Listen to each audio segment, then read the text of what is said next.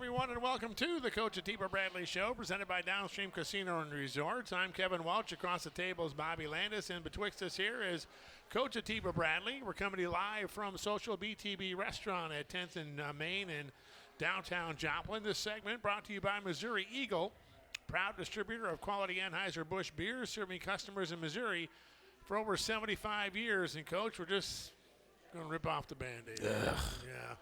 Lions lose 19-12 to Missouri Western last week. Lions now 3-5 on the season, 1-5 in the conference. It was homecoming. Tough start, though. We go 3 and out our opening drive. They kick a field goal their first drive. We go 3 and out again. Punt. 57-yard punt return sets them up at our 7. 1 play later, they score a touchdown. And, man, we were down 10 just like that. Just like that, you know. And obviously not the way you want to start a game, and not the way you know, I don't think anyone envisioned the start being that way. But, yeah, kudos to those guys. They came out ready to play and freaking punched us in the mouth and took us a minute to kind of blink like, oh, okay, here we go. Huh? We're in a fight. We're in a fight. Well, it's like in Rocky with Duke when he's going up against Drago. You don't think it's a damn show. He thinks it's a damn fight. Yeah, that's exactly right. But yeah, so they came out and it was a flurry, and you blinked and it was 10-0, and we had to respond. Yeah, we got another 3 and out right after that, but we recover a fumble on their first play of the ensuing drive. That kind of seemed to snap us out of it a little bit. 6 plays later, we're in the end zone. A pass from Tillman Martin to Isaiah Green. We're on the board. Good drive. Score off a turnover. It's now 10-7. Yep. So it's good response. Yeah, and that's what you hope. You know, like I said, in an ideal world, you start fast and you jump up by 10. But in the reality of it, there's going to be games where they start fast, and there's games where we start fast. And so the biggest thing is you want to make sure that you respond to whatever situation. Right. And again, we were down 10, and so we needed to respond. Yeah, 10-7. There's still a lot of time left. You know, I mean, the game had just started. You know, so everything kind of settles in now. Everybody kind of exhaled at that point. Yeah. The fans in the stands, everybody who was around, it was like, okay. Yeah, because if you were a fan, you're like, oh boy, here we go, 10-0, and I mean, I think in the first 3 or 3.5 minutes, I mean, it was fast. It was fast. It was really fast, and so like if you were a fan, you're probably sitting up there going, oh boy, here we go. But you know, and I think what I've learned this year is that just take a deep breath, let your boys play, and so they responded. It's a marathon, not a sprint. That's exactly right. Right. Well, our next 2 the next 2 drives for both teams are 3 and outs. Unfortunately, our last drive ended on a Tillman Martin fumble, and when he got sacked, gave them the ball at our 25. It seemed to be tough sledding offensively for both teams. Actually, their 2 TDs or their 2 TDs were set up by a long punt return and a fumble. Our TD was set up by a fumble. It was really kind of tough going for both offenses. Yeah, I think that was really the difference of the game. Is it became one of those defensive slugfest where it was just 2 defenses just hitting each other's offenses in the mouth. And when you get in those games, a lot of times the determining factor are special teams. And they had a good punt return. They had 2 returners out there. And I don't know if it was because the ball was wet or there was a slight wind, but we weren't getting great hang time. And so that ended up heavy air or something. Yeah, well, and I think the ball was just wet, and I think it was dry. So we didn't. He normally booms them. Now there's no special ball for. There's not even a special ball for kicking like they have in the pros. So you use the ball that's been in play. You use the ball. Right? The other thing is, and I've got it on my to-do list for next year. Have you ever watched the big time college game? Well, no. You ever watch the big time helium tank on the sideline? If you ever watch the big time college games, the ball boys have giant ball bags. Yeah, to keep everything dry. Ours don't. Like, they just hold them in their arms. And I don't know why it took You may have a towel over it, but that towel gets wet, the right? towel gets wet. I don't know why it took 20 years. ShamWow. You're laughing. I'm Those not. ShamWows are unbelievable. I had one. It will pull the water out of a leather football. Get it. Find the ShamWow. ShamWows work. You're laughing, but it works. I'm going to Google it. Note to self. But ShamWow. 20 years of coaching. I'll buy the damn ShamWows. 20 years of coaching, it just dawned on me. It's like, holy crap, like, I can get a waterproof ball bag that you put over your shoulder for $30. And that's not just for punting and kicking. That's for just the game. Offense. Yeah, your game ball. And yes, the game's going to get wet. The ball's going to get wet. Like we know it's not going to stay perfectly dry, but I think there was a point where all those balls were just drenched. So we didn't get great hang time, and it was kind of a direct deal. They had 2 returners, so it pulled my gunner to the field off a little bit, and then they got a great return. So, yeah. Well, they scored to make it 16-17 at half. But on their first drive of the second half, Hayden Sink blocks a punt into the end zone. I didn't see the highlight of it, but it was for a safety. Did it go out the back of the end zone? Was there a big scramble for it, or do we have a chance at a touchdown? Oh, God, I think you just answered my question, exactly. Right? Just by the look on your face. We had 5 guys trying to scoop and score. They had 1 guy from their shield who ran over, picked it up, and threw it out of the back of the end zone. Is that a penalty? Safety. But then is it a penalty, too? Like no. illegal batting the ball? No, we saw that Friday night. We did see that Friday night. He picked it up. Kudos to him. He, like the knee jerk is to fall on it. Like, if you remember versus Fort Hayes, we blocked it. Then we got the penalty for jumping the shield, but we blocked it, and our guys jumped on the ball. And so we get to film, and I'm like, you freaking idiots. If you block it behind the line of scrimmage, you always scoop and score. It's 4th down that you can advance it. You know, we're teaching them. So this time, freaking we block it, and there's like 5 of them playing patty cake with the freaking ball. It goes all the way to the end zone, and here comes this dumpy old lineman. He just picks it up and throws it out of the back of it. And Really? And again, it was like mixed emotions. I'm sitting there going, yeah. And I'm like, you if they had fallen on dumb. it, we could have had the ball on the if they had 2 or just so. fallen on it, we would have gotten the ball on the 3-yard Yeah. line, 2-yard line again. And I'm like, oh, please help. But it was just funny because it wasn't like it was a one-on-one with 2 guys going for it, Right. which that's a coin toss. We had 5 guys Touch the ball? around the football trying to get it, and then this one guy comes out of nowhere and just At least picks you it know up. they're listening to you. Yeah, there's one time. There you go. The one time they listen. The one time they listen to you, right? So either way, we get a safety. It's now 16-9. Here Yep. we go. It's We're huge within play. yeah. Huge play because it brought us within 1 score, and that was huge. That was huge. Now, towards the end of the first half, I didn't see the game. I wasn't there, unfortunately, but I had to go down to Arkansas. But Tillman Martin played every snap of the first half. All of a sudden, he's not there in the second half. Did he get hurt? Precautionary deal. Shoulder got real sore, and range of motion kind of got limited. On his throwing shoulder, obviously. Coming out of half. And so it was one of those deals, like I would tell you, if it was his senior year, last game of the year, playoff run or in the play, like we would have said, screw it, take some Advil, you'll heal the rest of your life.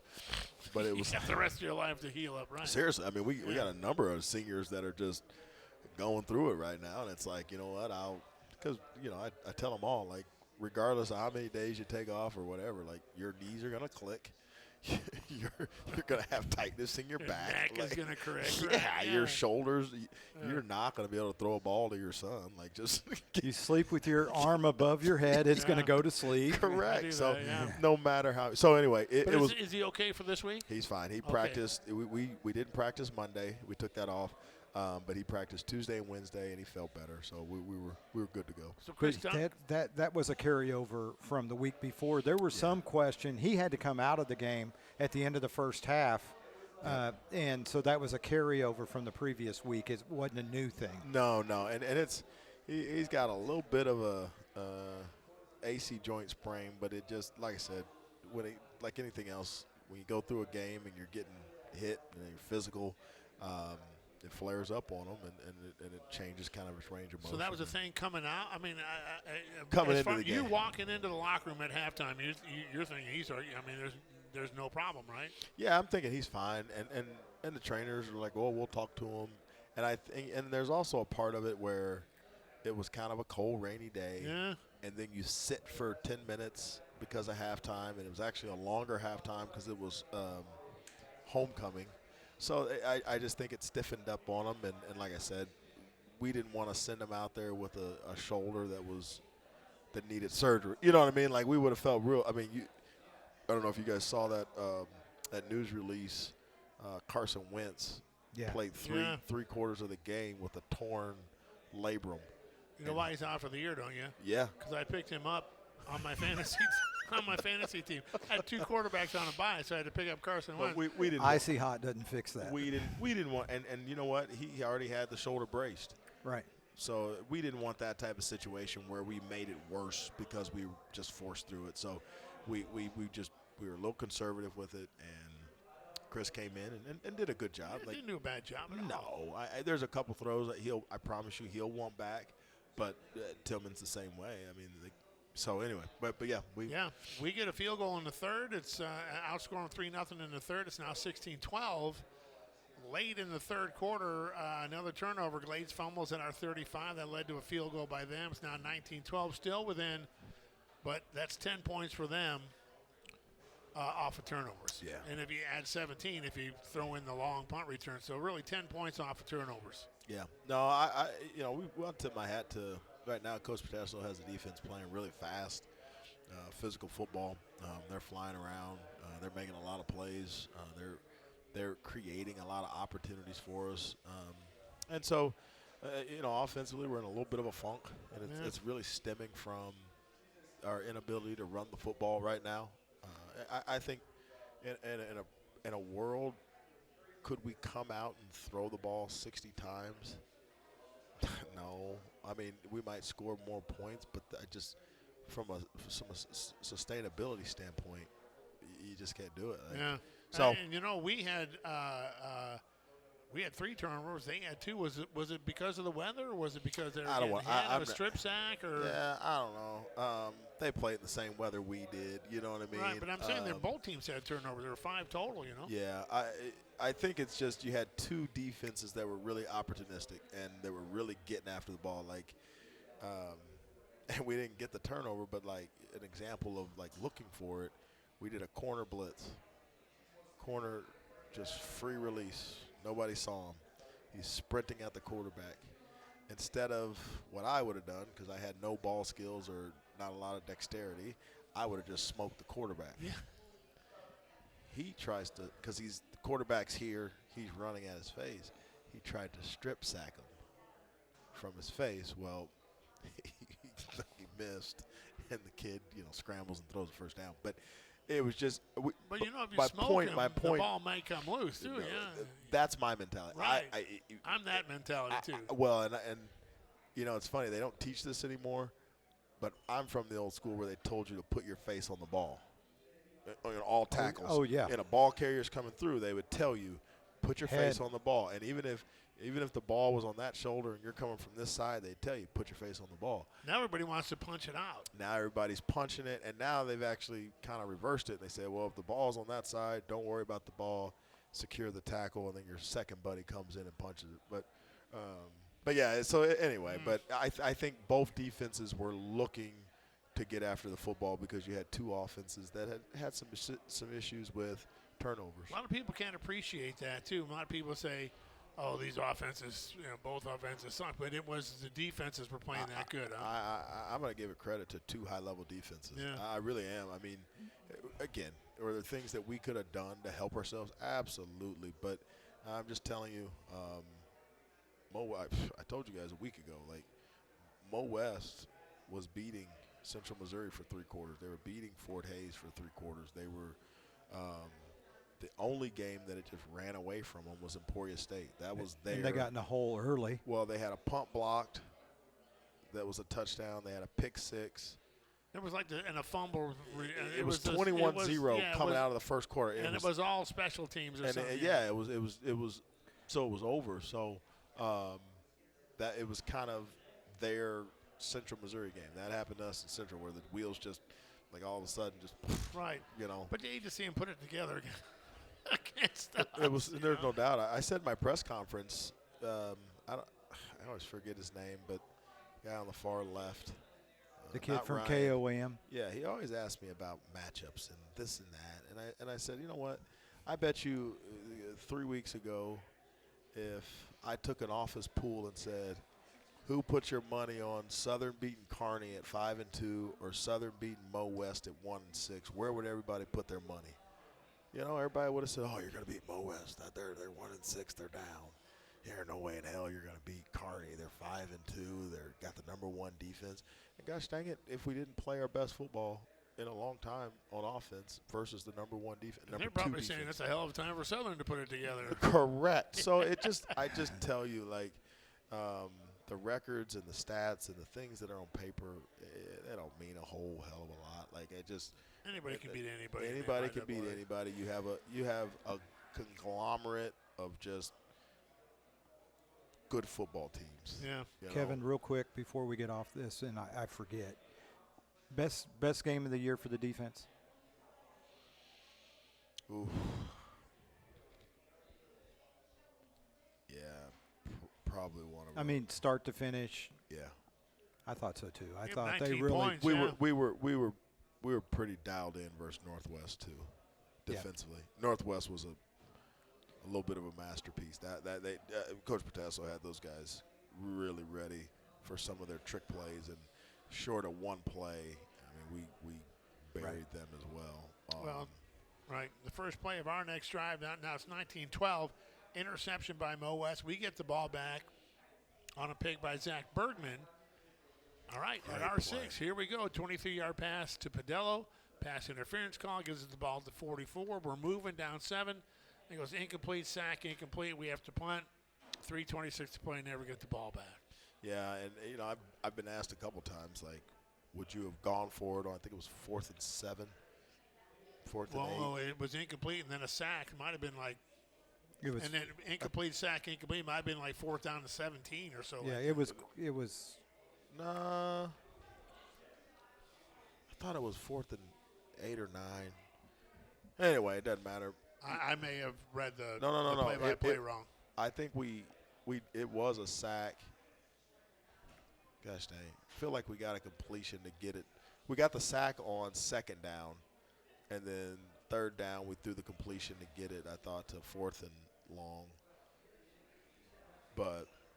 Is that what it is? You fact check it? I'm going to believe you, Coach. I don't care what that computer says. Incomplete. Oh, maybe I am wrong because, we did have a pass complete to Padello. That was the 3rd 23 down. yards. Yep.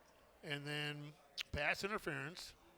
That's what it was. And then it goes incomplete, sack loss of 7, pass complete to Draper for 10 yards.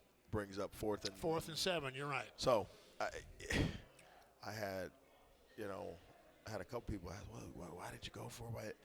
And it was just like, man, in my mind, we were punting from midfield. Our defense was on frickin' fire. Right. My thought was, if I can punt it, I had 2 timeouts. If I could punt it, play good defense on a 3 and out, lose a minute 20. Now all of a sudden, the ball back with a minute and a half. You're back in the same spot. Now we're back in the exact same spot, but on first down. Yeah. And so no, that didn't work out that way. And they got the first down. They got 2 first downs, and were able to ice the game. And but yeah, I don't know. I wouldn't have done it any different. I was, what do they say? Playing the hot hand. Your defense was rolling,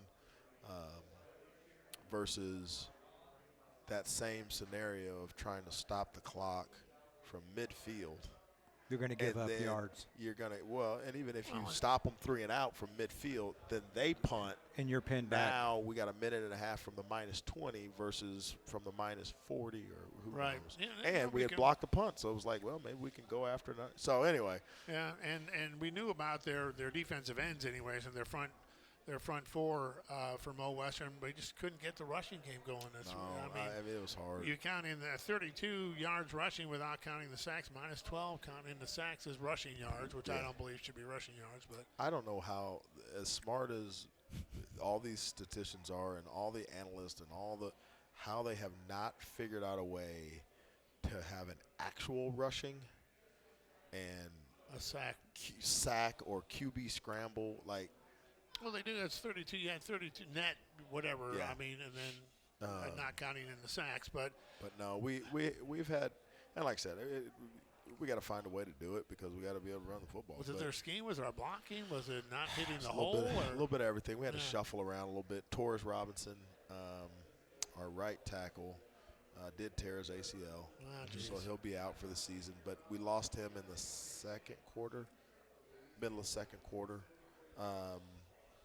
And then we had already lost our right guard. So we shuffled. But I'm not going to sit here and make excuses that listen, everybody in the country is playing their twos at this point. You know what I mean?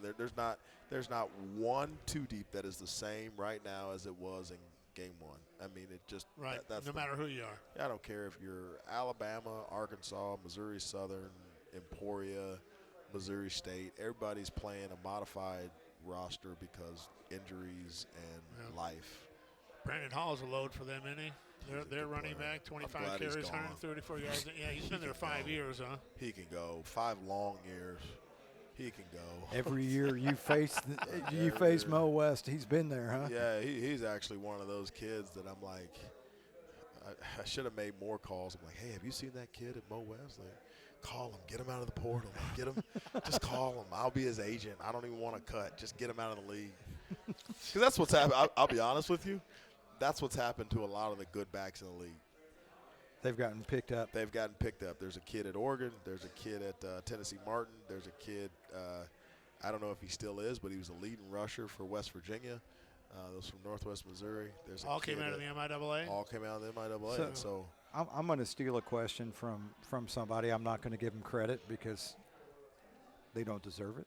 Yeah. But at what point do you quit shaking hands with the other team at the end of the game so that there's not that conversation of, you ever thinking about leaving? We'd love to have you. It's hard because that's illegal, isn't it? It's hard. It just shows tremendous unsportsmanlike conduct. You know uncouth. It's a little bit unethical on sport. Yeah, I know what you're saying. But what you tell me, what's more unethical, not shaking hands, or a player being approached by an opposing team's coach? I would say the player being approached by the coach. 100%. Yeah. And so, that's – and here's the deal. I'm not naive. You can't do that by the rules anyways, right? No, and I'm not naive. I'm not dumb. I know that if I want to talk to you, I could call Bobby and say, hey, Bobby, Kevin played a hell of a game, man. It just let him know if he's not happy, I would love to have him on our team. And then you call and say, hey, man, I talked to Coach at College X, and he said, and then, all of a sudden I'm in communication. But you know what? At least then you at least have pulled the wool over my eyes, and you're doing it doing it in my face? Yeah, you're doing it in the cloak of of night versus in my face, on my field, on your field.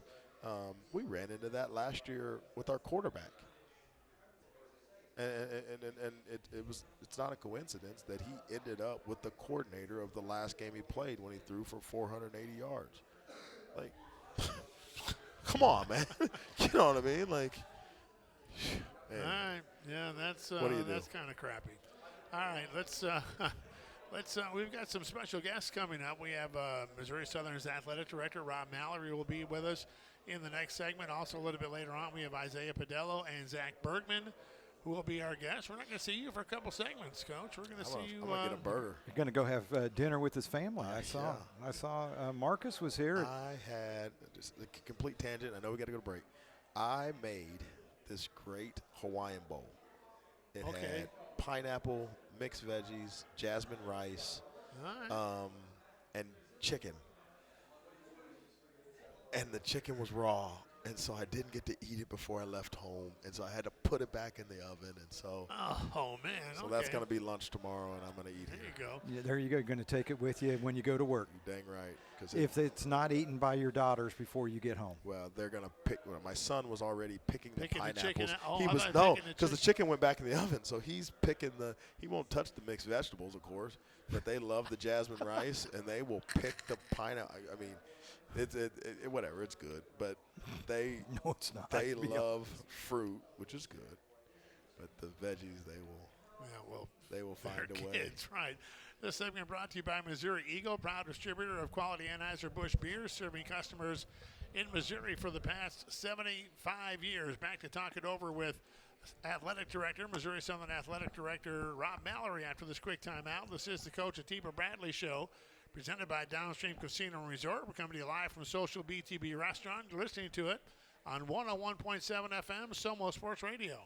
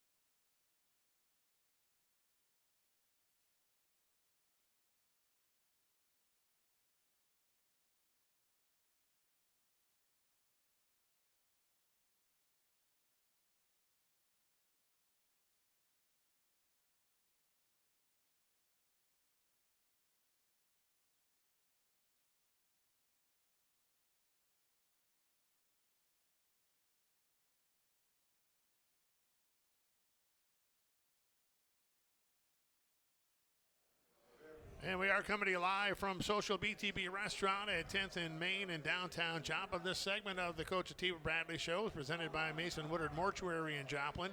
Family owned, family operated, family first. And we are honored and pleased to have our next guest with us, the athletic director at Missouri Southern State University, Rob Mallory, graduate of Notre Dame. We won't hold that against you. Kevin's not a big fan of Notre Dame. That's okay. I grew up a Catholic outside Chicago, and I'm not a Notre Dame fan, which is very much in the minority. I didn't even know that was allowed. Yeah, exactly. Master's in Sports Administration from Xavier. You were also at Quincy University, then Kentucky Wesleyan before coming to Southern as the 6th athletic director in history. In July of 2021, Rob Mallory, welcome to the show, man. Appreciate it. Happy to be here. Honored might be a stretch for you guys. No. We used to slumming it with Coach Atiba, and we don't get the rarefied air of the administrative people, you know. Generally, if we do, we're worried that it's a pink slip. Something we said, right, if we ever talk to you, right. But you oversee 9 women's sports, 6 men's sports at Southern. That's a lot on your plate. How do you handle all the demands that come with being the athletic director? Because you have to wear many hats to be an AD. I'm sure coaches coming at you. We need more of this. We need more of that.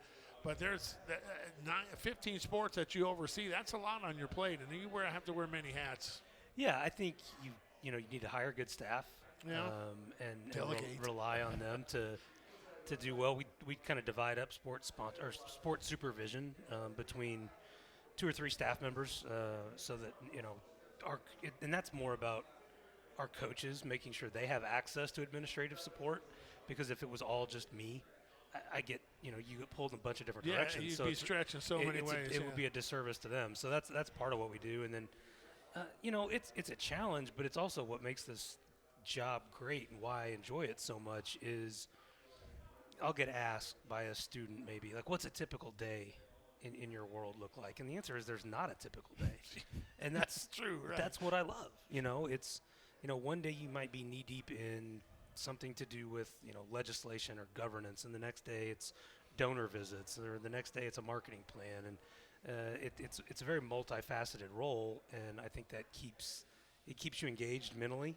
It's impossible to check out, and you can't do that. You can't afford to do that. So it's just finding the balance in that, and relying on good people on your team. And I know they have this thing that's very shortly it's coming down the pike now, but this revenue sharing with the NCAA, is that down to the Division II level as well?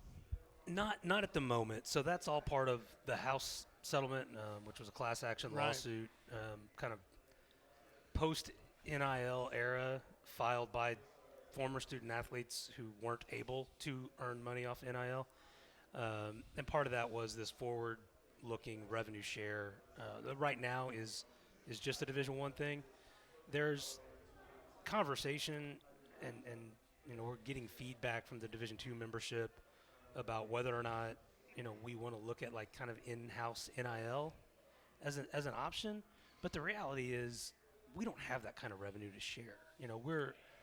They're sharing revenue that comes from multi-million-dollar television rights contracts and selling out 100,000-seat football stadiums. Right. Well, we don't have that kind of revenue. We're largely subsidized by the university and our donors. And so what that would look like at the Division II level, I'm not even sure.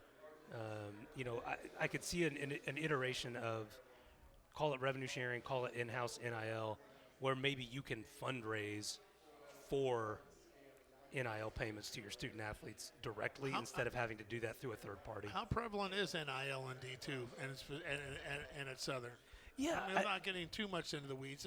Sure. In D2, how prevalent is NIL? More and more every day. Yeah. I mean, honestly, so you mentioned earlier, I started July 1, 2021. That was the day that NIL became permissible. Yeah, what the court case was, the Supreme Court, in June or end of May, first part of June, declared that it was going to happen. Wild West, right? Wild West, July 1st, the day you were hired. And I remember we were on the air talking about the fiasco that was going on. Yeah, I mean, and certainly we saw it very quickly in Division I become something more like pay for play. It was definitely not like pay for play. It's definitely pay for play. Well, it certainly is now, but it was amazing how quickly it became that. It was well intentioned in that it was to be more along the lines of traditional endorsement deals and marketing deals that student athletes would be able to do with third parties.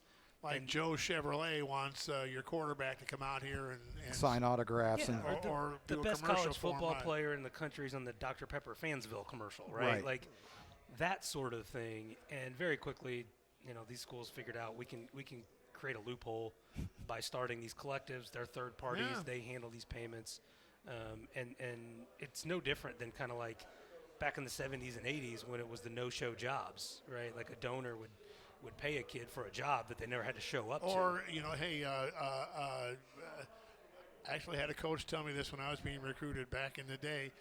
I'd take a handkerchief, wipe the banister as you leave class going down the steps out of here, and we'll give you some money for that. Right. Okay. So it became that very quickly.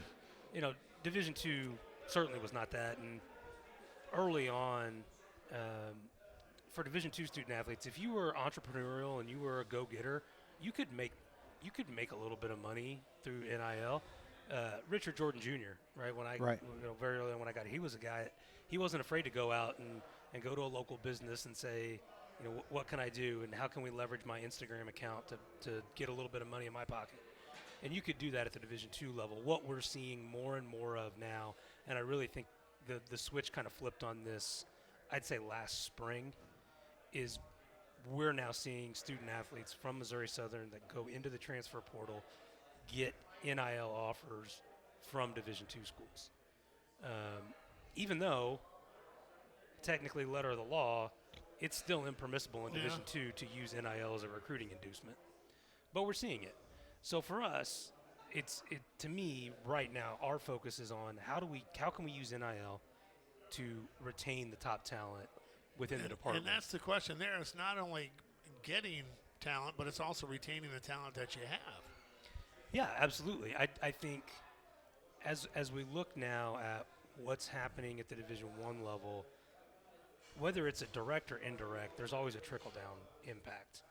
And so, and I'm on record on this, I've said it before, I think the longer we go with this, and now with revenue sharing in Division I, the more expectation that high-performing student athletes coming out of high school are going to have to get something in addition to their scholarship, right? It used to just be the scholarship. Which I always thought was plenty. Sure. An education in exchange for you playing for, I thought that was enough. Well, and you look at future earnings tied to that in that education. You look at the difference between somebody who just has a high school education and graduates from high school and the revenue or the income that somebody makes who graduates from college with a college degree. The difference between those two are light years. No, absolutely, and I'm not here to devalue, that traditional educational model. It's one of the things I really like about being at the Division II level right now is we are still very much tethered to the educational enterprise of the institution, and that's a big piece of why we do what we do. But our choices are to sit on the sidelines and complain about NIL and bemoan the way that things used to be and continue to fall further and further behind, or figure out how to do it well, and make it a competitive advantage. And that's what we're trying to do. And it's not easy. It takes work. It takes convincing some people. Well, if other schools are doing it, you've got to do it in order to stay competitive, right? 100%. And we're not talking about the seven-figure deals that you hear about. No. Right. Think about when you were in college. You give me another $100 a month. Oh my gosh, man, I'm rich. Oh, right? I'm no the most question. popular guy amongst my circle of friends. You're buying. Yeah, Absolutely. Mallory's buying. He gets $100 a month, right? So, or even one of the things that we're doing, we've really, we got a young administrator on staff, Ryan Klein, our assistant AD for external engagement, and we've really put this focus through his position on getting out and engaging more with the local business community. Right. And if the Joplin Chamber is holding an event, he's there.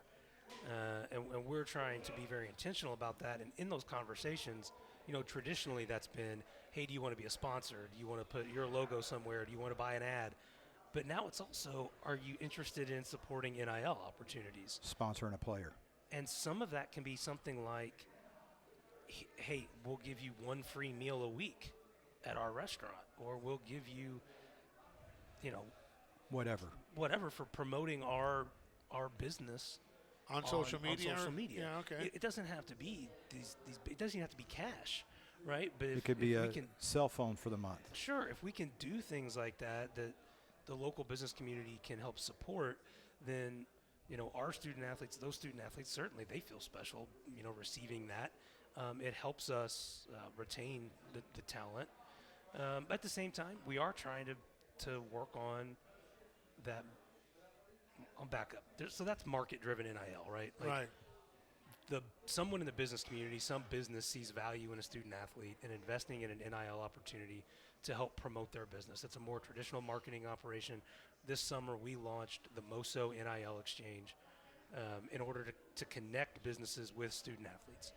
Businesses, individuals can go in, register for free, find our student athletes, connect with them, and negotiate right there in this platform, and do payment and all of that through the MOSO NIL exchange. An individual could do it. If you wanted to pay a student athlete to show up at your kid's birthday party, hey, great, go for it. We can do that. That's awesome. Never thought of that. That's pretty cool. But then there's also the donor-driven NIL, right? And that's what we saw very quickly explode. That's the John Tysons of the world that get Calipari to Arkansas, right? Absolutely. On a much, much smaller scale. Oh, yeah. We're trying to build that here. So actually I have a meeting tomorrow where we've filed, I can say this, we've filed paperwork with the Secretary of State to start the LLC that will be our NIL collective. And so we're going to have that and hopefully be able to really publicly launch it and start taking donations in the next That's awesome. I did not know that. 15 to 30 days so that I mean, this is all to the point. This is all, I know you have staff, but I mean, this is all where like colleges or universities, especially at the big level, are hiring general managers and people just to track down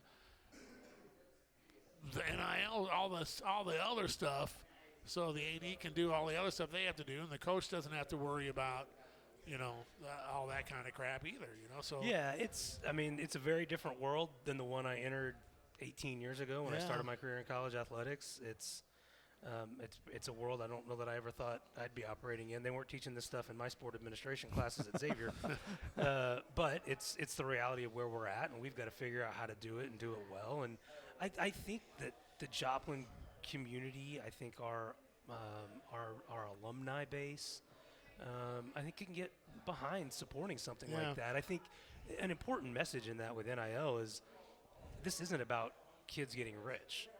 That's not what it's going to be at Missouri Southern. Our student athletes, for the most part, are on partial scholarships, right?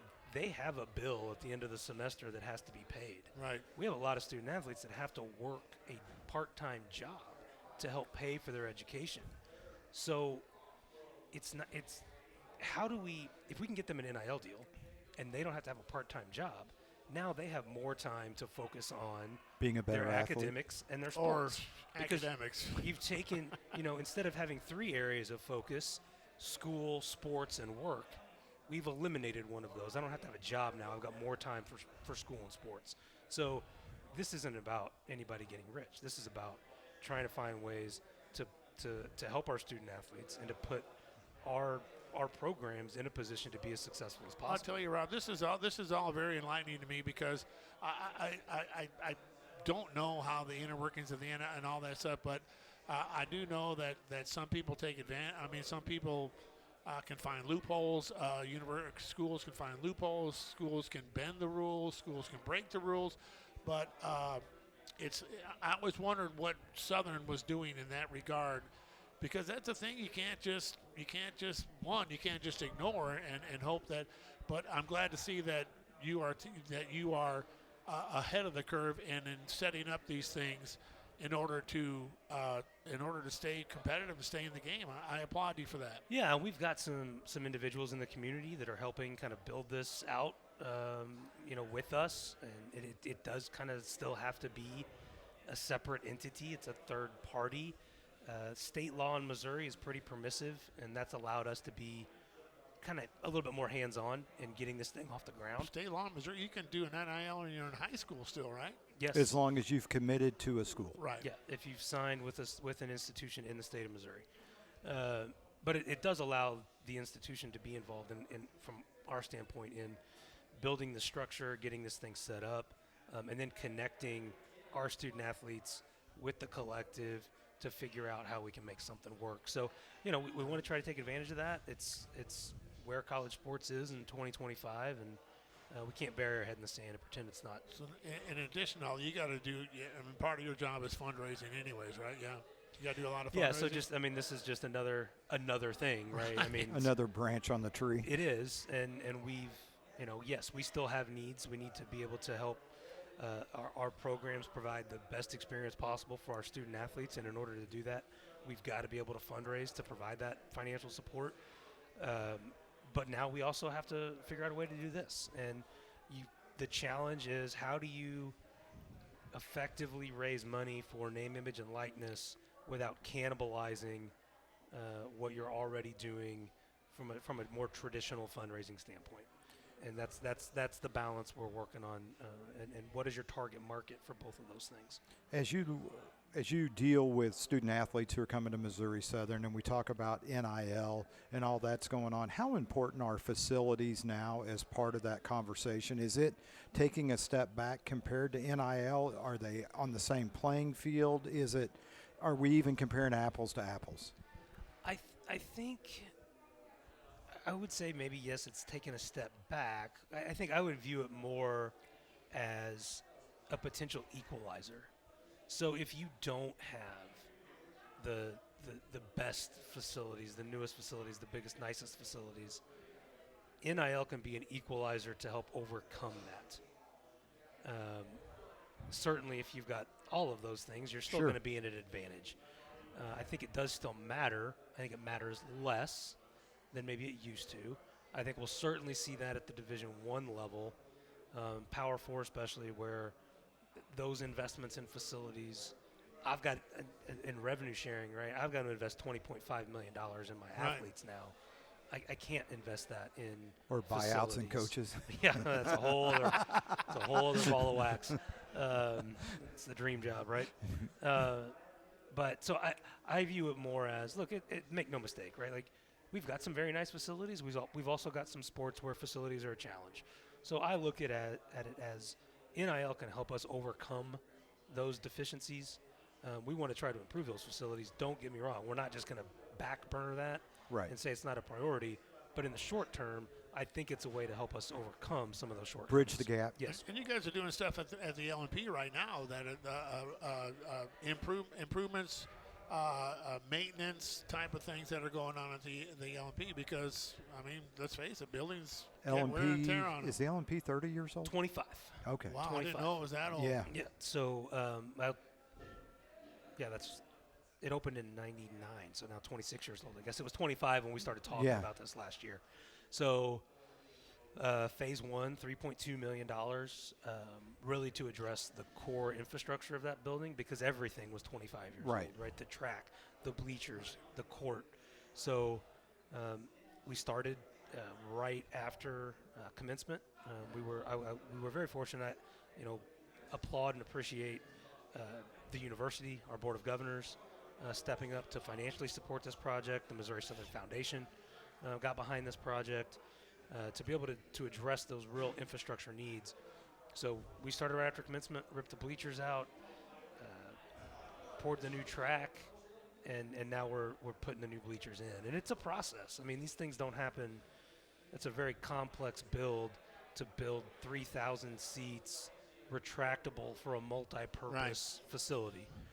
So it's going to take a little bit of time. It's going to take us into January before we're able to get in there. So we'll have not just throwback night. We'll have some throwback weeks for basketball season. When you're in Robert Ellis Young? I grew up in Robert Ellis Young from a time I was I can remember being there at 5-6 years old, watching basketball games, growing up in the bleachers in that facility. So I'm looking forward to going back and sharing some of that time with my kids. Yeah, it's going to be fun. I think people that remember those times will enjoy the nostalgia of it. I'm sorry, I didn't mean to. Go ahead. No, go ahead. He's going to take a shot. Just go ahead, take it. The players wear the basketball shorts like that ride way up high. And look like Larry Bird. Socks that come up to your knees. Yeah, Larry Bird. You got it. I'm not sure that I don't think we're going to go that throwback. Silky. Yeah. But what I will say is one of the challenges we've had to work through is, when we played basketball in Young Gymnasium in 1999, we didn't have the MIAA network. We didn't have instant replay. We didn't have a lot of these things that are now part of what we do operationally. So figuring out how to take those parts of the operation and get them into Young Gym You that mean we the can security cameras that you have in there won't work? right, right. So my team's been working on that, and they've done a great job. And we'll be ready to roll come November 14th when the guys play in there. But it's exciting to see that project in Leg and Platte get done. Much needed, and at the end of the day, when that thing is done, we'll have a state-of-the-art track surface.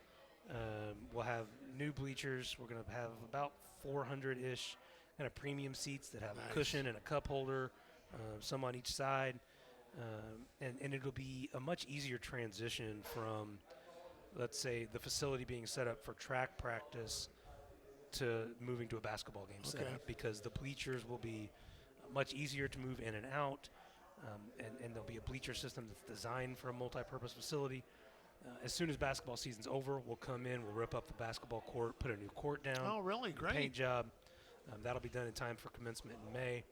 And then in the meantime, in the background, we're working on trying to develop a funding package for phase 2. So this is all envisioned as a $5 million renovation to the facility. Like I said, 3.2 here on the front end for kind of the core infrastructure. And then the rest of that would then be kind of the bells and whistles, right? So new video board, new scorers table, new sound system, paint, aesthetics, graphics, some of that sort of stuff. The things that the fan is going to notice. Yes. Yeah, the infrastructure had to be addressed. Right. And our student athletes will notice that as much as anybody. It'll be way less disruptive. Because right now, I mean, in the old system, the bleachers took so long. It was such a manual process to get those bleachers in and out. We had to, say, kick track out at 2 o'clock in the afternoon for 5 o'clock basketball games.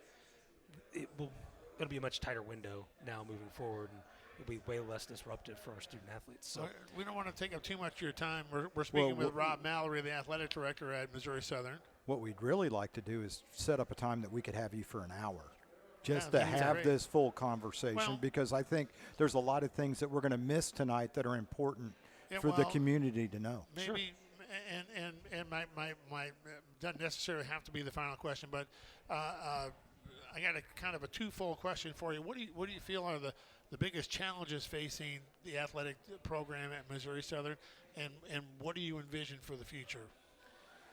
I think challenges. So one, we've talked about a lot of this. It's the ever-evolving landscape of college athletics.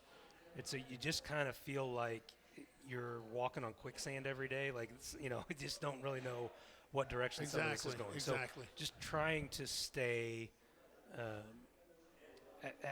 on top of what changes are occurring, how they might impact us.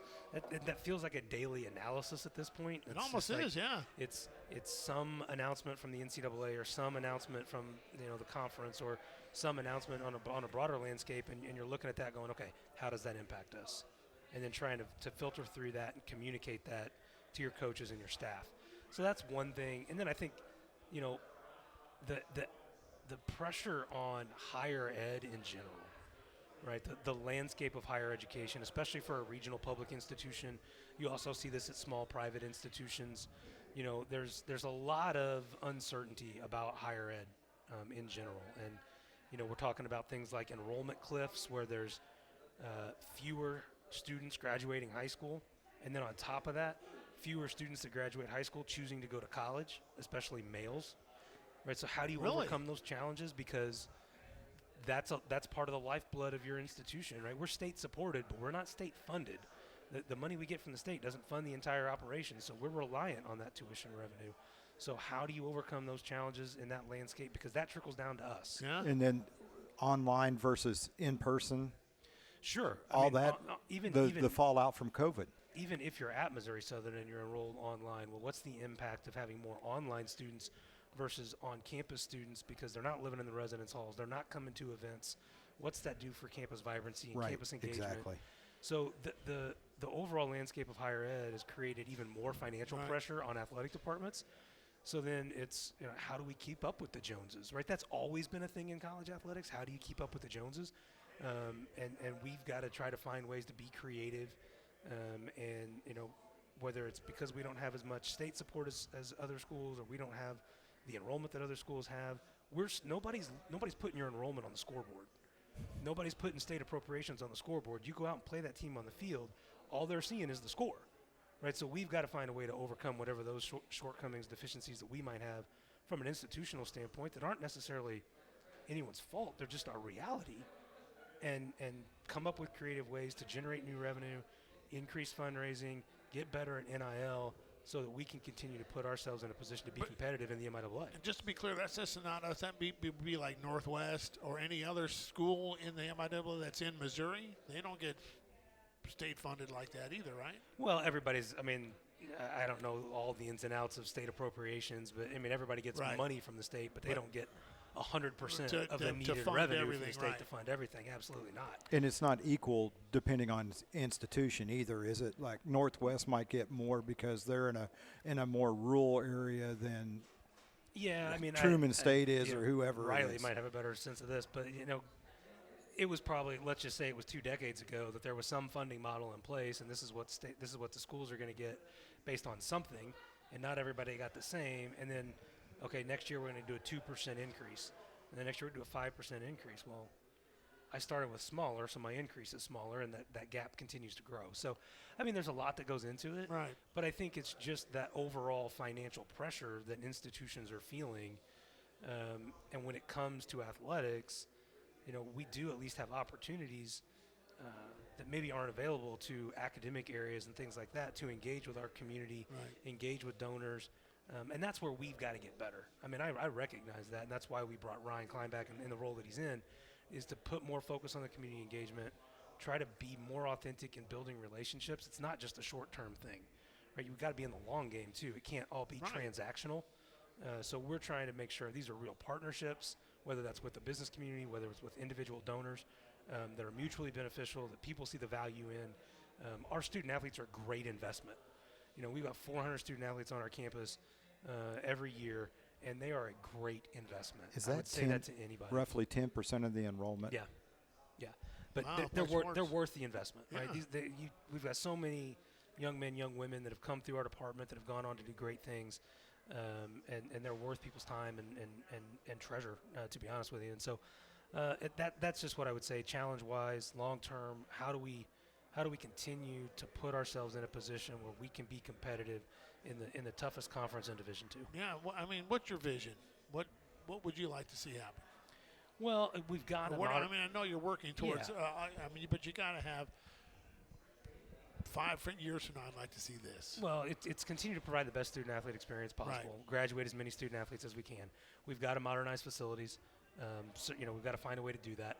But for me, I think it's how do we better wrap the Joplin community into what we're doing.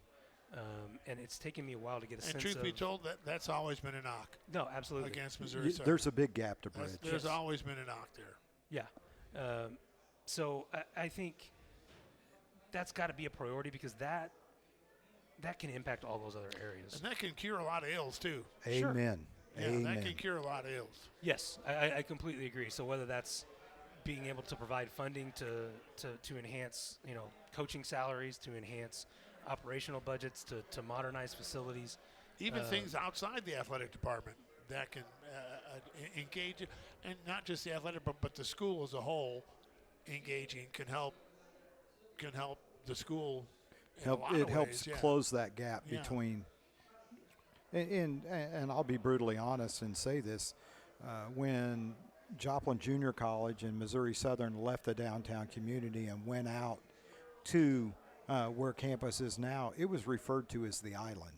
As somebody who graduated from there in 1990, that was still there, and I still think it's something that we fight to this day. Now, 35 years later, that I graduated from Missouri Southern, we got to find a way to bridge that gap between the community of Joplin and the campus, and obviously athletics can be a big part of that, because there's nothing better for a community than to galvanize a community than athletics. We see it in our communities all the time. You're absolutely right.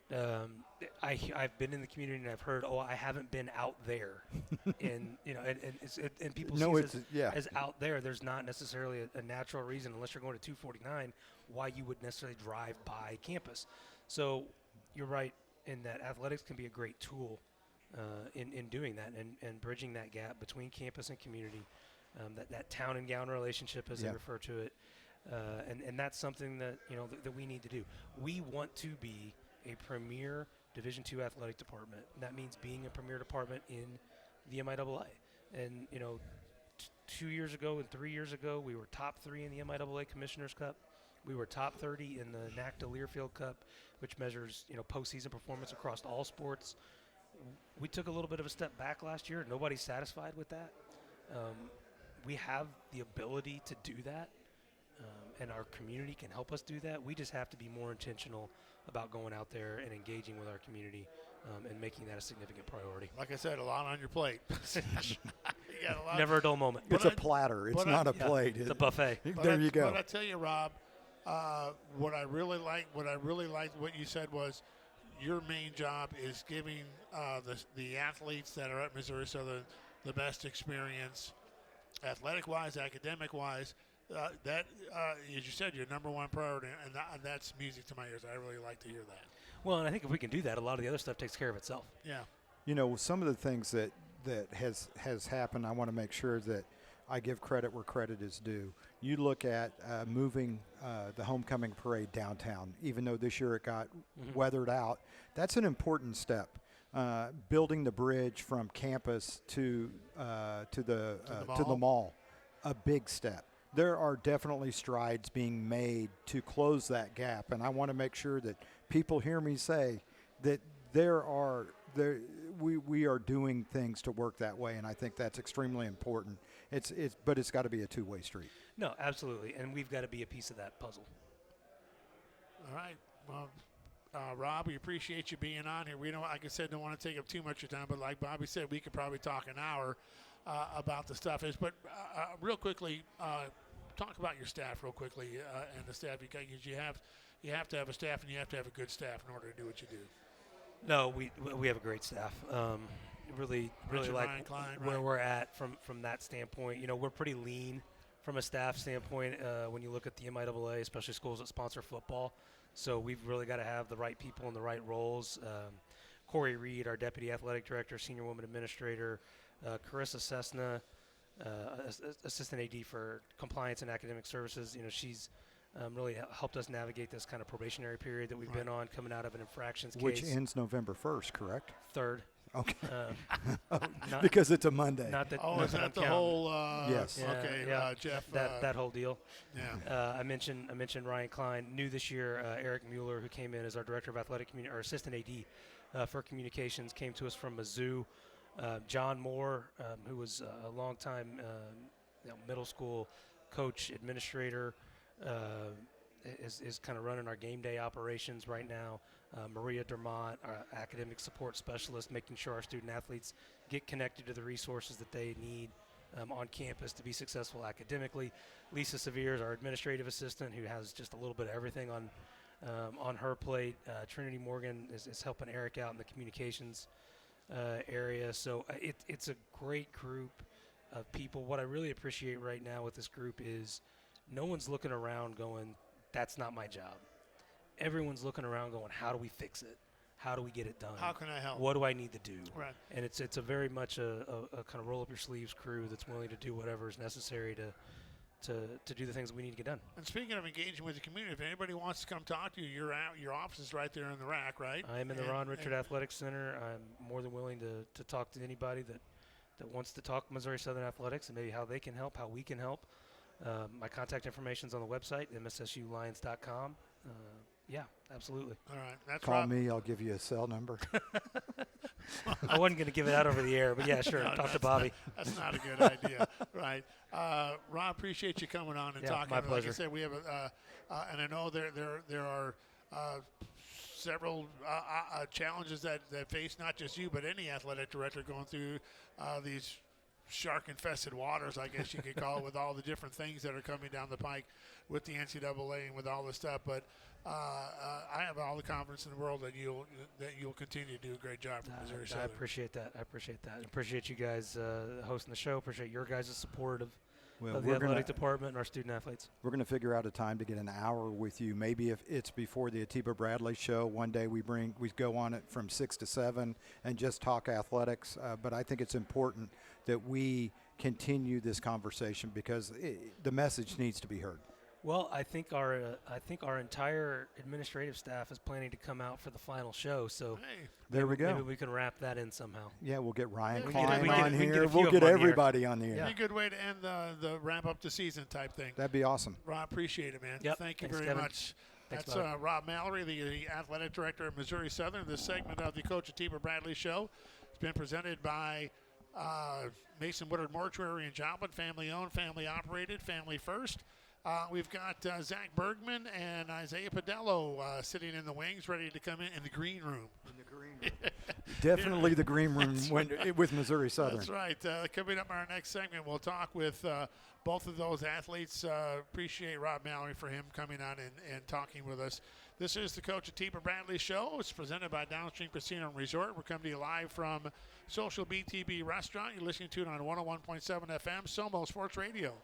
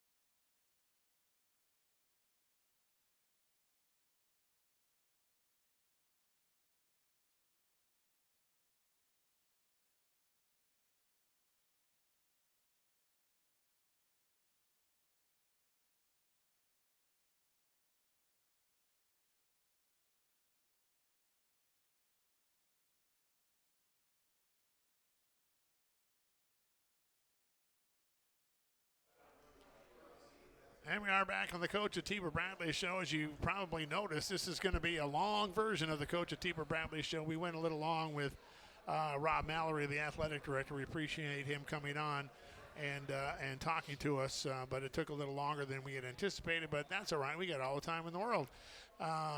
This segment brought to you by Mercy Hospital. Mercy Hospital in Joplin's been a healing presence in the southwestern Missouri area for over a century. We're joined now by a couple of players, actually some returners to our show. We've got Zach Bergman. I think this is your third time, twice this year and once last year. Yes, Didn't we have sir. you Yes, on sir. last year, I believe? And Zach Bergmann and Isaiah Padello, who was on just 2 weeks ago, right? Yes, sir. All right. You know why? The ratings went through the roof when you were on, so we could say, our producer, we got to get this guy back on the show. But Zach's a redshirt senior linebacker from Rogersville, went to Logan Rogersville High School. Isaiah, sophomore wide receiver from Mililani, Hawaii, which is right smack dab in the middle of the island of Oahu. And let's just start with both of you, man. That was a tough one last week. That was a tough one to swallow. We'll start first with you, Zach. Yeah, no, it definitely, right? No game that ends in a loss is what you want. That's for sure. That definitely sucks. I think that one, a lot of guys were had a lot of frustration you could see after the game, which is a good and a bad thing, right? So we got to figure out how to control the frustration and just use it this week against Pitt. But yeah, I think we all freaking got out of that locker room pretty quick and just we're ready to freaking get after it this week and fix some problems that we had. And we have a great opportunity this week. Yeah, tough one, Isaiah. 100%, like Zach said, like losing is tough, and we're just focused on being 1-0 this week, getting back to it, and just beating Pitt, really. Yeah. Well, Zach, you started 11 games in 22. You started 10 in 23. You got hurt last year. It was like early in the season, wasn't it? You got hurt last year? Yeah, no, I hurt my knee in week 2 and then first play of week 3 and then played the bullet game out and then had to get surgery on both. So well, you played it. Like you said, you played 11 games in 22, 10 in 23. Started every game this season. That's impressive coming off a season-ending injury to have this kind of season that you're having this year. Yeah, no, I mean any other than the aches and pains of it being week 9 in the MIAA, how's the injury holding up? No, my body feels great, and like this is just what I've been waiting for, right? Just to have a healthy season to show what I can do at my best and show what we can do as a defense when we've got all the right pieces. And I think that's something we're continuing to prove each week, and we're just trying to build and figure out ways to build every day. Yeah, you're having a pretty good year going too. You lead the Lions. You average 9 tackles a game. You also have 4 tackles for loss. 2 picks. You had a pick this past Saturday as well. You're having a pretty nice season, bud, for coming off this injury. Appreciate it. Yeah, that's the goal, right? Every time I step on the field, I'm just gonna do whatever I can to help my team win. So. Yeah, and Isaiah, 5 catches, 134 yards last Saturday against Mo West, included as a 36-yard reception. You're having a pretty good year too. You've got 5 catches in each of the 3 of your last 4 games. You're having a pretty nice season too, especially in the last 4 weeks. Yeah, for sure, and that goes all glory to God, Without him, I wouldn't be able to do what I'd be able to do. And, just continuing to stay consistent, that's the biggest thing for me, just being consistent, and that's all I could do. You got Draper, you got Aiden, you got Houston, you got Isaiah Green all in that wide receiver room. All good players, and that kind of gives the quarterbacks a lot more options. They can't just concentrate on one guy.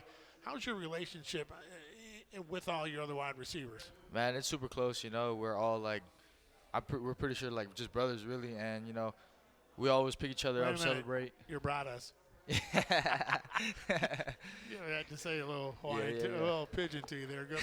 Sorry to interrupt you, but go ahead. But it's just when anyone's down, we just pick each other up, and whenever someone's doing good, we just celebrate with each other. We're always there for each other and got each other's backs. Along the same line, Zach, you've been beside Colton Bass. He's played in every game since setting foot on campus. You're both seniors. You both have been through the mud and the blood and the beer together, so to speak. You two must have forged a relationship with each other, playing right next to each other. That I would assume would be on and off the field. I would assume you and Colton Bass have been mainstays at the linebacker area for the Lions. You guys have been such mainstays on that defense. Yeah, no, that's my freaking guy, man. Yeah, you like pretty much hit it perfectly. That's the guy on and off the field. Like we're hanging out multiple times a day, and then we love playing together. And like we go out there and we're like, hey, we're the center of this defense. We can control a lot of things when we're the center of this defense, not only like vocally but physically. So we have so much fun when we're both playing at our best, and I think we control a lot of things. And man, like outside of him, we've also got guys behind us that are been coming in and just killing it too whenever we need a break. So. And I would say there's no, and this goes for you, Isaiah, as well. Doesn't seem to be any jealousy. Whether you're the one catching up is the guy that seems to be open all the time, and you're making all the catches, whether it's Draper or Aiden or whoever. And the same with you. If it's Colton making all tackles, you making all tackles. You guys don't really care as long as it's one, it's your brother, and two, it's helping the team, right? 100%. We just strive for everyone to be great, and when someone's doing good, why not enjoy it with them? and you've been here redshirt senior, so is it safe to say you're a Lion through and through? Yeah, well, and What's it mean to you to be a Lion? Yeah, well, I mean, man, I love this group we have. I think it's meant a lot, but this year in particular has meant a lot more than it has previous years. I think it's been a super fun group. Like we've just been saying, we have guys on this team that we freaking love each other, and that's what it means to be on a football team together, right? We've finally got the core group of guys that we love playing with Coach Bradley. He's been here a couple of years now. You get to recruit the guys that you want to build a program off of them. We've got a great group of guys that we have a lot of fun just playing football with, and that's really all you can ask, right? It's supposed to be a game where you can have fun at the end of the day, and we have a lot of fun doing it together. Yeah, and it shows both on and off the field with you guys. Isaiah, I just as I walked out, especially the last couple days, but today especially, starting to get a little colder here. And you're from right in the middle of Oahu. You're from Hawaii. Getting used to that, or is that something you can? I mean, that's taking some adjustment. Nah, it's definitely taking some adjustment for me. I got to buy more sweatpants and hoodies now. I just can't go wear shorts and a regular shirt Short anymore. and flip flops, slippers, Exactly. right? Yeah. But when the last time you were on, I tell you, I lived in Hawaii from like 83 to 87, somewhere in there. But I remember it was so weird to me to see the Santa Clauses ringing the bells and they're in shorts, But at one time it did get down to 59 degrees. I used to live down like Kehi Lagoon, down Sand Island down there. And it got down into the 50s. Everybody's like wearing coats, and a guy had a ski cap on. I'm like, God, it's 59 degrees. It's beautiful here. But, and one thing, last time when you were a guest here with us, Isaiah, I did ask you what your favorite local food was. I can't remember what you said, but, it could have been huli chicken. But I got to ask you this. Have you eaten or has somebody offered you any food here that, like a southern type thing, not a Missouri southern, but like a southern or a regional type of food from here that you looked at and went, man, that's pretty disgusting, or man, that's really good? Any type of that you hadn't had when you were in Hawaii that you had here? Honestly, it's a lot of like biscuits and gravy that I've been seeing, and I'm not a big fan. Zach, I know you are. I like some biscuits and gravy, man, especially when they got sausage in it, right? Yeah, well, see, I can see that because you don't get biscuits and gravy. You get local moco for breakfast there in Hawaii. Exactly. But I know I've asked you this question last time around, but Zach, what's your major and have you already graduated? Yeah, so I did graduate. Right now I'm kind of working towards a business administration master's right now. So what do you want to do? Yeah, no, and so my undergrad graduated in the summer with exercise science degree, and I'm going to freaking figure out how to blend the both and enjoy my life to the fullest and have something that's going to be sustainable. So I have no clue what it's going to end up being right now. So does that mean in December you are not going to, you're not take any more classes? You graduated for So yeah, but I actually have another year eligibility left. So I'm just figuring out. You do? Yeah, I do. So was that because due to the hardship thing from your injury? Medical redshirt year. I meant to ask you about that. So I really took this year just to make sure I was going to be healthy and come out. And so I've got 3 games left, and we really focus on the next week. So right now I'm focused on Pitt State and, man, doing the best I can for that. I'm going to pin you down. You coming back next year? And, well, yeah, that's the plan, So, nice. yeah, just got to stay. So do you have to take classes? And and my parents would whoop my butt if I wasn't. So, you can't play football You've and got not to go take to class, some classes, right? So you got to take. You can. Yeah. I never went to class. Yeah. But that's so. I mean, go for a master's or something like that. Yeah, exactly. Well, that's exactly like I'm going to get my master's in business administration. That's what my plan is. So yeah, get a master's and roll with it, man. Man, when you come out of school, you're going to hit the ground running, man. If you come out with a business degree and then a master's, you can hit the town running. Yeah, well, that's what my goal is. I think it'd be cool to be in a spot where, hey, if I have interest here, then I can take that path, or if I find something else, then I can take that path and really just have a broad scheme of things I can do. You're a business major too, Isaiah? Correct. Yeah, correct. You still got some time. You're just a sophomore, but what do you envision yourself doing? I know I can't remember what you said though. I just want to be like a sales representative. That's right. Yeah, that's about it really. For a pharmacy company, is that what was that? Anything? Was that somebody else? That was probably somebody else. Okay, because I asked somebody, you want to be a drug dealer? But all right, so I say, and I know this probably, I don't want to say means more, but for both you guys, when I say Pitt State, what does that mean to you, Zach? Yeah, I think it means a super fun environment. You know, that's what I think of right when it comes to my head. It's like, man, we get to go play a super fun environment, a super hostile and tense game, and that just, I mean, that's what football is all about. Is like I think we're gonna just go out there and be ready to hit somebody as hard as we can. And this week it's gonna be Pitt State, and it's probably gonna be hitting up a little bit harder than usual. So Isaiah, have you been instructed on the relationship between Missouri Southern and the school that should not be? That's what it's been, the school to the north or the school that should not be named. Yeah. Have they taught you about the whole rivalry here? Yeah, I'm new to the rivalry, you know, but you know, if all my guys don't like them, I don't like them as well, you know. I'm just excited to go out there, play my best ball, and just come up with a dub. I love that. If my guys don't like them, I don't like them either. Oh, that's awesome. Well, good luck, guys, against Pitt State. Like I said, hostile environment. They're a pretty good team. That you guys, man, when you guys knock them off, it'll just be all that much sweeter, huh? yeah, no, Correct. Exactly. And they're a beatable team at the end of the day. You know, any football teams, it's 11 dudes out there versus 11 dudes. So depends on who's ready to go that day. So awesome. I love your guys' confidence, and I love the fact that you're going to go in there and you're going to beat them this year. Zach Bergman across the way here, Isaiah Padello over here as well. Thanks, guys, for coming on. I hope they're feeding you over there and all that. So. Oh no, we got good food. We love it. We love the food here. So appreciate it. Go get some biscuits and gravy, Isaiah.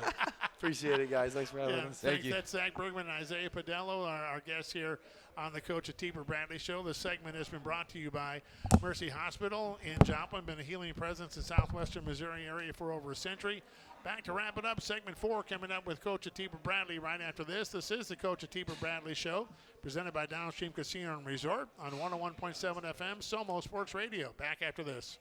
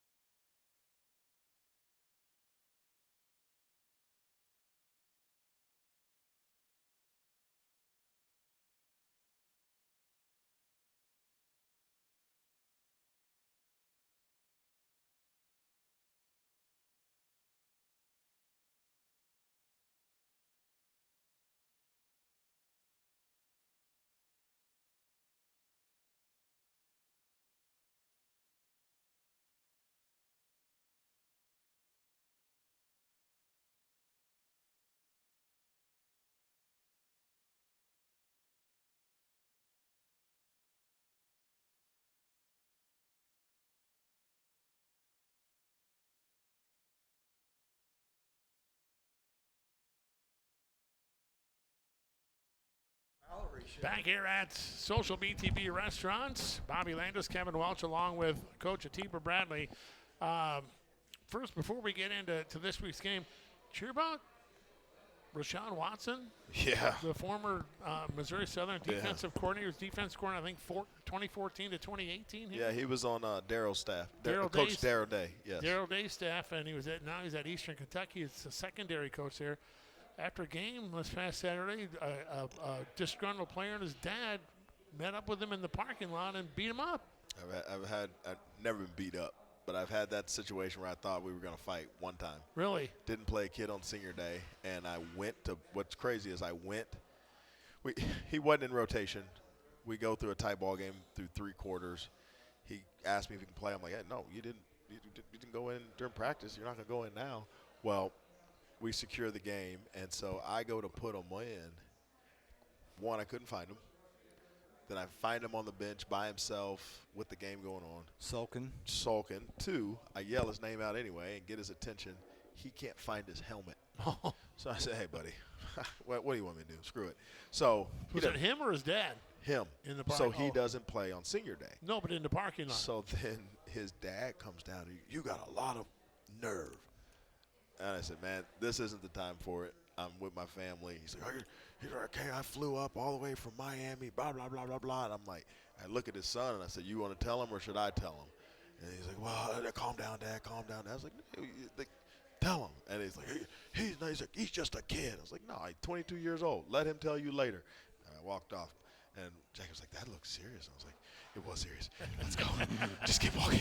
Yeah, but he got assaulted in the parking. Man, that's crazy parents anymore, and you see it in the younger travel squads and all that. But I just wanted to mention that our prayers and thoughts go out to Rashad Watson. He's a good man. From Missouri Southern D coordinator from back in 2014 to 2018. Anyways, Pitt State this Saturday, 6-2, 5-1 in the MIAA, ranked number 9 in the latest poll. They've won 6 in a row. Senior Day Hall of Fame game for them. It's a tough opponent, you guys, and it's going to be on the road this week. That's a tough team you're playing this weekend. Yeah, the key will be, and I know you don't win a game in the first quarter, but surviving the blast of energy from the first 5 minutes. Like you said, it's Senior Day, it's Military Appreciation Day, it's Hall of Fame Day. I think they're bringing Francione back. He is, yep. They're bringing back Zach Dickey, who was I think they won a title that year when he was so they're bringing back some heavy hitters who are from Kansas. So, it's going to be rocking. And so I'm excited. Our kids are excited. Survive that opening storm. But you got to – I'm just telling you, they're going to be greased up. They had a bye week last week. Right. So they're going to come out – I mean, Coach Anthony's a heck of a coach. They're going to come out with energy. They're going to come out firing on all cylinders, and it's one of those things you got to kind of weather the storm, and then you got to bring your own storm and start fighting back. Because if you don't, it can get out of hand real all quick. Of a sudden, it's out of hand, and then momentum, and you won't be able to stop it. And so we just got to be ready for it, and we got to be ready to match it and make it a slugfest. Yeah, their quarterback, Jackson Berry's a transfer from D1 Southern Utah. He's kind of a dual threat guy. Yeah, and you know what? And I don't ever want to. I never talk down about an opponent. So I always hesitate to say it, but he's just good. Does that make sense? It's not like, man, he's got a cannon, he can throw it 70 yards, or he runs a 4.4 and he can scramble. He's just freaking good.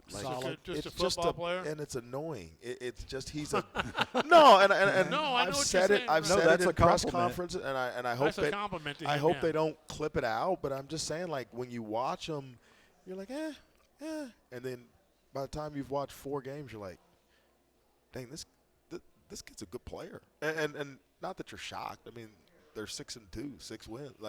But yeah, he's a good football player. 50-50 on pass run for the most part for them. They're pretty balanced. They've had the ability in the last 6 games to stay balanced. They have not sold out one way or another. If anything, they're a little run heavy. But they try to stay balanced. They always seem to be a pretty good fundamental team. They seem to don't beat themselves very much. Yeah, and what I would say, and again, not trying to downplay the O, but they are still built the same in terms of they play really good defense and they play good special teams. That's what I asked you about their defense. Talk a little bit about their defense. Yeah, I mean they're active up front. I think probably the strength of their defense lies in their back seven. I think they got a really good safety that flies around pretty good, and they got a couple linebackers that I like, and so they'll be a good test. But again, like them and Kearney are probably the two of the top 3 teams in our league, and then the third is Northwest Missouri, and so. When you go back and you look at how we fared against the quote-unquote top defenses, we've done okay. Right there with Northwest, right there we beat Kearney, and so we'll have a work cut out. We got to be efficient, but you don't turn it on and go, man, this is the Bears, like this is the 80 Bears, like 85, yeah. So you're not sitting there, you're not sitting there looking at that. You're not seeing this dominant team. You're just seeing a really well-coached, good football team. Yeah. Talk about the environment. Yeah, you know what?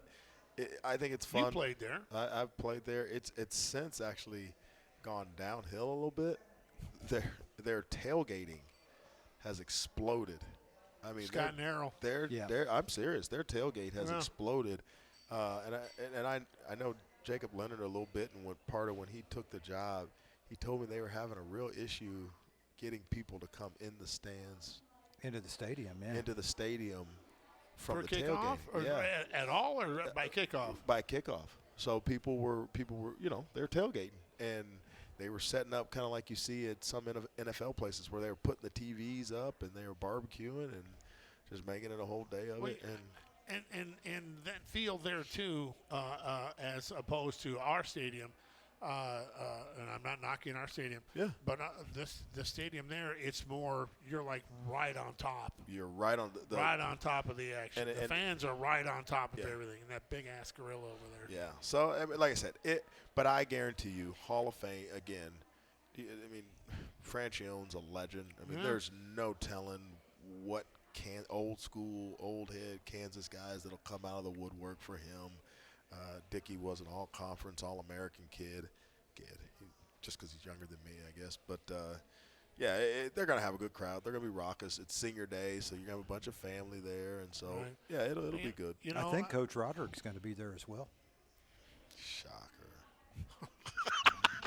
I'm joking, Coach, if you're listening. I like Coach Roderick. I do. He's good, man. Get the win 2 weeks ago against Nebraska Kearney. Like, all right, here we go.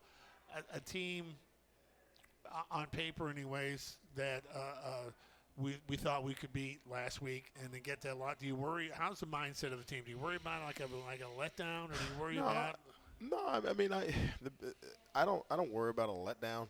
And I've said this before. Like this group, the resiliency that they're showing is really impressive. The other part about this group is like they truly like enjoy football. Like and what I mean by that is like you got a group of guys that are like cherishing the opportunity. Like you had Zach Bergmann on here that less than 365 days ago they told him you need to stop playing. Yeah. You got Nathan Glades. By the way, he told me he's coming back next year too. Well, he was wishy-washy, and I was like, you need to make a decision. He told me right here. I got it on tape. I got it on tape here. He told me he's coming back next year. Clip that for me. But you got Nathan Glades, who his senior year was stole from an ACL. You got Dimitri Lloyd, who last year as a junior missed a bunch of games. So you got a bunch of guys. Like our corner, Nigel Vaughn, didn't know if he was going to be. So R.J. Hill, like there's all these guys that playing was not a foregone conclusion. It wasn't like, oh, yeah, I'm playing this year. You know what I mean? Yeah. And so the amount of appreciation and gratitude in their hearts for the opportunity to play keeps driving them. That's where you're seeing, again, like that's where guys are just fired up to be in the arena and fighting their tails off. Okay, is this, as far as, and it might be a little bitty font, but is this just week 9 or is this Pitt State? Here's the deal. Pitt State, is that still a thing? I mean, it's got to be a thing. It's a thing because similar to like Mizzou, Kansas, there's so many people that are, I mean, you just see it. It's funny. I do my coach's show on TV, and one of the guys that, like, not the producer, but he runs the teleprompter and the camera, his lanyard from Pitt. He's like, well, my mom went there. And I was like, well, while here, you put it in your pocket. And so, and he does. You know or what I mean? somewhere else. But yeah. But my point is, you know, It's so split-face nation, you know, their coaches come here for haircuts and food, and you just see them all over the place. And people work together the same place that are for their fans of both schools. But I mean, this is. I mean, so there, that's still a thing then. Huh? Yeah, Good. It is. And what I would tell you is maybe their sites have looked past Joplin. You know, like, and I would say maybe their sites are on Northwest. Playoffs in Northwest, whereas, you know, for the last since '93. We've been the little brother that's trying to be big brother, and I think 2015 they won once, and so don't get me wrong, I want to freaking knock these guys off. Part of what I told our team is that, like, hey, we can't win conference, so our job is to make sure none of the rest of the teams we play can either. Yeah, there you go. And that includes UCO and that includes Pitt, and we knocked, if you remember right, 2 years ago we knocked Mo West out of the playoffs. They came in, I think, 7-2.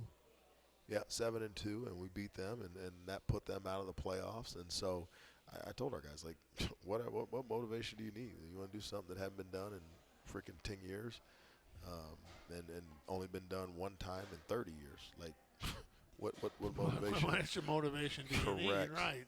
Well, 2 o'clock kickoff, correct? Yep. At Carney Smith Stadium in Pittsburgh. We're on the air at 1:30. Missouri Southern Pitt State Saturday afternoon.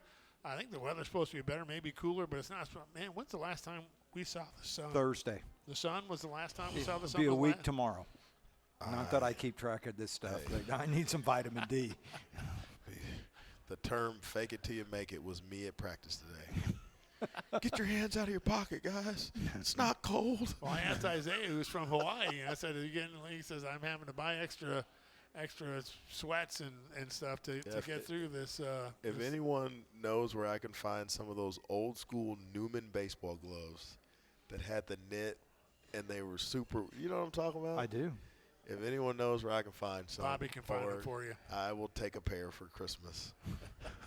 But have them here before by Saturday. I tomorrow. need them here. Well, I got practice tomorrow, so no. We were bundled up today, but it was good. Well, we're on the air 1:30, 2 o'clock kickoff. Coach, good luck Saturday, man. Appreciate it. All right, that's Bobby Landis across the way, Coach Atiba Bradley. This has been the Coach Atiba Bradley Show, presented by Downstream Casino and Resort. We're coming to you live every Wednesday night at 7 o'clock. We're not along tonight because we had Coach Rob Mallory on as well. A couple thanks to Rob Mallory for coming on. Thanks to Isaiah and Zach for being our player guests this evening as well. We're here every Wednesday night from 7 o'clock, and this has been the Coach Atiba Bradley Show, presented by Downstream Casino and Resort, the Infinity Sports Network. Come join next. This has been the Coach Atiba Bradley Show on 101.7 FM, Somo Sports Radio. Good night, everybody.